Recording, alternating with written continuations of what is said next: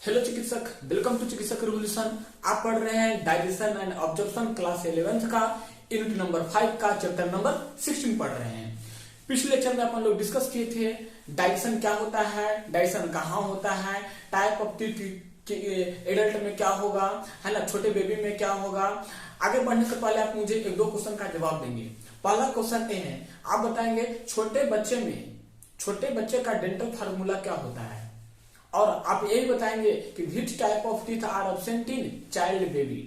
Which type of teeth are absent in child baby.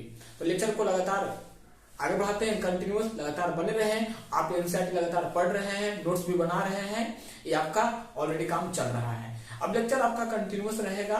Human physiology आप लोग को आपको पता है, 2 मिनट बात करूंगा आपसे। आपको पता होगा कि हमारा यूनिट नंबर 1 कंप्लीट हो गया है। यूनिट नंबर 2 भी हम लोग लगभग क्या है खत्म करने वाले ही हैं, और यूनिट नंबर 5 भी छोड़ दिए हैं, 5 शुरू कर दिए हैं। 5 में आपका चैप्टर नंबर डाइजेशन चल रहा है, इसका लेक्चर नंबर आई थिंक 5 होगा। ठीक है, तो आपको देखिए, हैव यू एनी क्वेरी आप फ्रीक्वेंटली आस्क, हम आपके लिए अवेलेबल हैं, ओनली फॉर यू। ठीक है, चलिए आगे बढ़ाते हैं कहानी को।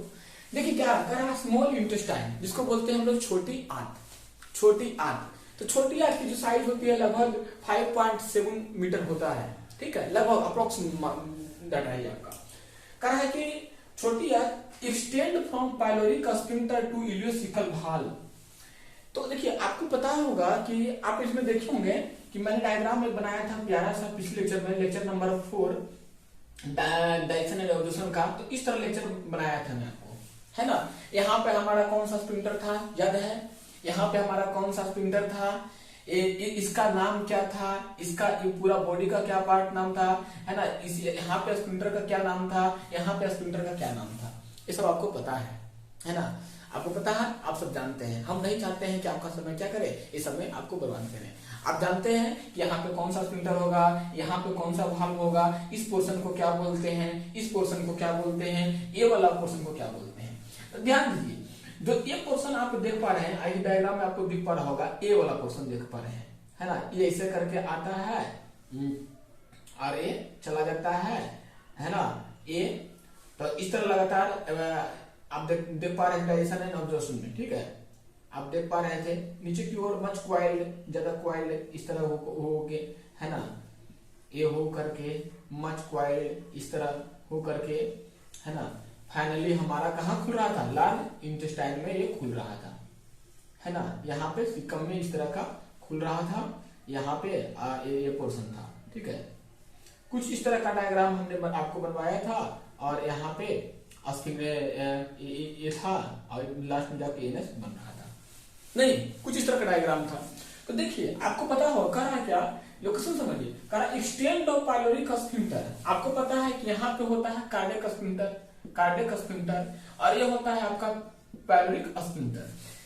ठीक है, सीएस का मतलब कार्डियक स्फिंक्टर और पीएस का मतलब पाइलोरिक स्फिंक्टर। ठीक है, तो यहाँ कह रहा है कि extend from pyloric sphincter to ileocaecal valve. मतलब क्या, ध्यान दीजिए, यानी कि ये पाइलोरिक स्फिंक्टर देख रहे हैं, यहाँ से शुरू होते हुए, है ना। हाँ, एक क्वेश्चन और आप बताएंगे कि स्मॉल इंटेस्टाइन ये ऊपर से आया होगा, जो आप देख पा रहे हैं स्ट्रक्चर, कि नीचे से आया होगा। राइट ऑन कमेंट बॉक्स अगर आपको ये बात पता होगी कि स्मॉल इंटेस्टाइन ऊपर के लार्ज इंटेस्टाइन के ऊपर से आ रहा है या फिर नीचे से आ रहा है। ठीक है, आप मुझे बताएंगे। तो extend from the pyloric sphincter to ileocaecal valve. देखिए, आप जब आगे बढ़े, आपको पता है कि पाइलोरिक स्फिंक्टर हमारा है। ठीक है, ये क्या है, डुओडेनम है। ये क्या है, दिस इज द डुओडेनम है। ये क्या है, डुओडेनम है। आपको पता होगा आगे इलियम होता है, इलियम है, फिर क्या होगा, जेजुनम होगा। अब यहीं पे जो खुल रहा है ना, इसी को बोलते हैं क्या, इलियोसिकल वाल्व।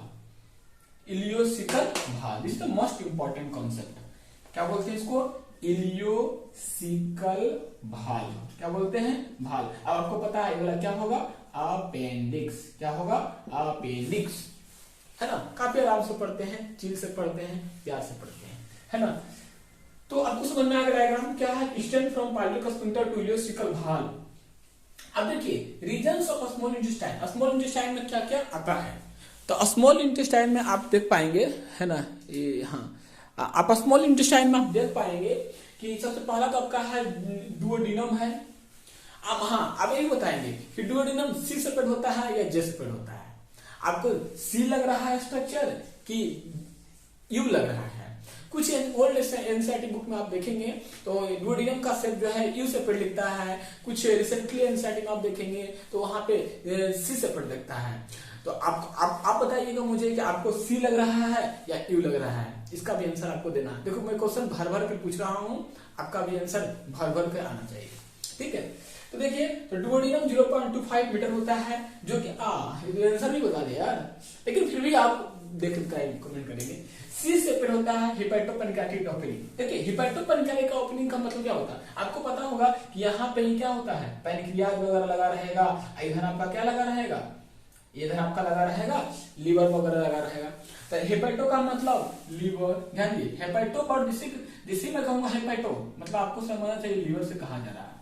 पैनक्रियाटिक, ये आपको पता है, पैनक्रियाटिक का मतलब पैनक्रियाज, मतलब क्या, अच्छा इसका मतलब ये हुआ कि लीवर का पोर्शन और पैनक्रियाज का पोर्शन दोनों आके खुलता हुआ कहां, डुओडेनम में। यू राइट, नहीं, लीवर का पोर्शन और पैनक्रियाज का पोर्शन दोनों का खुलता हुआ कहां, डुओडेनम में। इसलिए यहां लिखा है कि duodenum with the c separate hepatopancreatic opening. इसका मतलब यहीं पे क्या होता होगा, यहीं पे ओपनिंग होगा, इस ओपनिंग को ही बोला जा रहा है हेपेटोपेनक्रियाटिक ओपनिंग बोल रहा है। हेपेटो का मतलब लीवर, पैनक्रियाटिक का मतलब पैनक्रियाज। तो लीवर और पैनक्रियाज दोनों आके खुलता है डुओडेनम में, इसलिए उस वहां पे उस ओपनिंग को हेपेटोपेनक्रियाटिक ओपनिंग कहते हैं।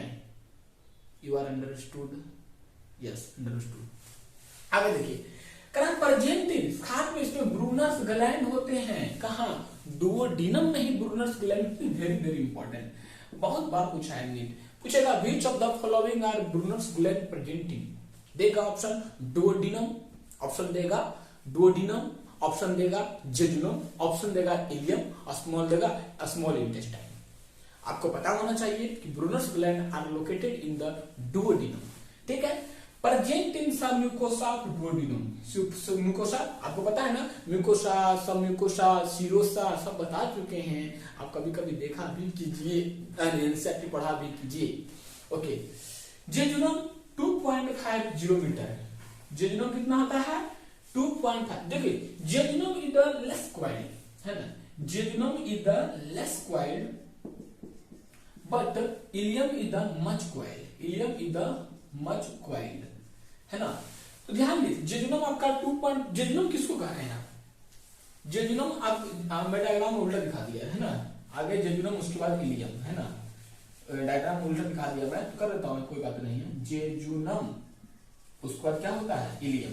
देखिए, चूंकि इलियम खुलता है, देखिए हाँ, यहां से नाम पर होता है जेजुनम, आपको पता है डुओडेनम हुआ, जेजुनम हुआ, इलियम है। तो इलियम आके खुल रहा है कहां, सिकम में। तो क्या बोले, इलियो, इलियम, इलियो कहां खुला, सिकम में। इस पोर्शन को, है ना, इस रीजन को हम लोग बोलते हैं सिकम।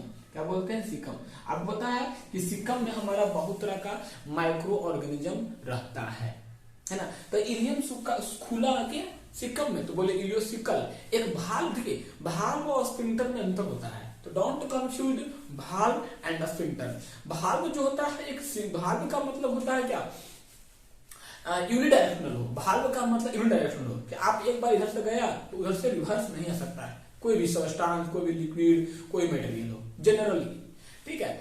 और स्फिंक्टर का मतलब होता है जो दोनों तरह का ओपनिंग हो, इधर से भी बाहर से भी अंदर आ जाए और अंदर से भी क्या हो जाए, ऊपर आ जाए, दिस इज द स्फिंक्टर। इसीलिए आप देखेंगे कि जब आपका वोमिट वगैरह होता है तो यही स्फिंक्टर खुलता है, कार्डियक स्फिंक्टर खुलता है ना, तभी तो आप अंदर का, बाहर का माउथ का अंदर चला जाता है और स्टोमक का भी बाहर आ जाता है। तो sphincter is the bidirectional but ये valve is the unidirectional. You understood?